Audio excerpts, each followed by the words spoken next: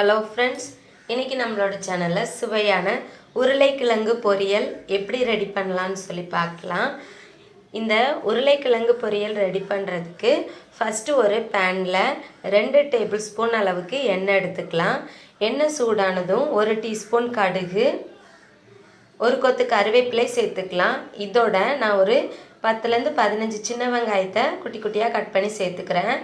சின்ன வெங்காயம் தான் சேர்க்கணுன்னு அவசியம் இல்லை. நீங்கள் ஒரு பெரிய வெங்காயம் கூட நீள நீளமாக நறுக்கி சேர்த்துக்கலாம். பெரிய வெங்காயம் சேர்த்தாலும் நல்லாயிருக்கும். வெங்காயம் கொஞ்சம் சாஃப்டாக வர வரைக்கும் வதக்கிக்கலாம்.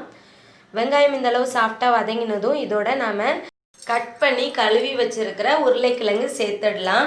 நான் இந்த சிப்ஸுக்கு ரவுண்டாக கட் பண்ணுவோம் இல்லையா, அந்த மாதிரி கட் பண்ணி சேர்த்துக்கிறேன். ஃபஸ்ட்டு எல்லாத்தையும் நல்லா மிக்ஸ் பண்ணி விட்டுட்டு இந்த உருளைக்கிழங்கை நாம் வேக விட்டுடலாம். மூடி போட்டு ஒரு 5லேருந்து 6 நிமிஷம் வேக விடுவோம். பாருங்கள், இப்போ பாதி அளவு நல்லா குக் ஆகிடுச்சு.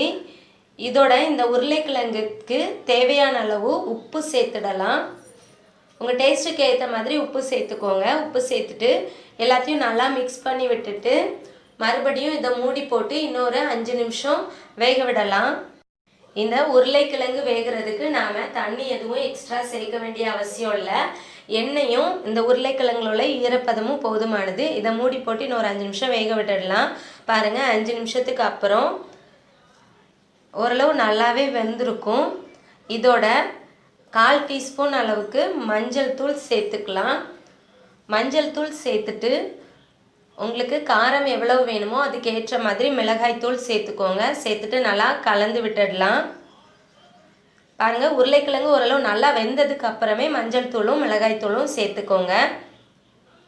பாருங்கள், எந்த அளவுக்கு நல்லா வெந்திருக்குன்னு ஒரு கத்தியோட பின்பக்கம் வச்சு நான் கட் பண்ணி காமிக்கிறேன். நல்லாவே ஓரளவு வெந்துடுச்சு. பாருங்கள், எல்லாத்தையும் நல்லா இந்த மாதிரி கலந்து விட்டுடுங்க. மஞ்சள் தூள் மிளகாய் தூள் சேர்த்ததுக்கு அப்புறம் நம்ம ரொம்ப நேரம் வேக வைக்க வேணாம். அந்த மஞ்சள் தூளோட பச்சை வாசனை போகிற வரைக்கும் ஒரு 2லேருந்து 3 நிமிஷம் கலந்து விட்டுட்டு ஸ்டவ் ஆஃப் பண்ணிடலாம். அவ்வளோதான் ஃப்ரெண்ட்ஸ், நம்மளோட சுவையான உருளைக்கிழங்கு பொரியல் ரெடி ஆகிடுச்சு. நீங்களும் இதே மெத்தடில் உருளைக்கிழங்கு பொரியல் ட்ரை பண்ணி பார்த்துட்டு உங்களோட கருத்துக்களை எங்களோட ஷேர் பண்ணிக்கோங்க. இந்த உருளைக்கிழங்கு பொரியல் சாம்பார், ரசம், மோர், தயிர் இதெல்லாம் வச்சு சாப்பிட்றதுக்கு ரொம்பவே சூப்பராக இருக்கும். நீங்களும் ட்ரை பண்ணி பாருங்கள். ஃப்ரெண்ட்ஸ், இந்த வீடியோ உங்களுக்கு பிடிச்சிருந்தா மறக்காமல் லைக் பண்ணுங்கள், ஷேர் பண்ணுங்கள். இதே மாதிரி நிறைய ரெசிபீஸ்க்கு மறக்காமல் நம்ம சமையல் ஃபார் யூ சேனலை சப்ஸ்கிரைப் பண்ணிவிடுங்க.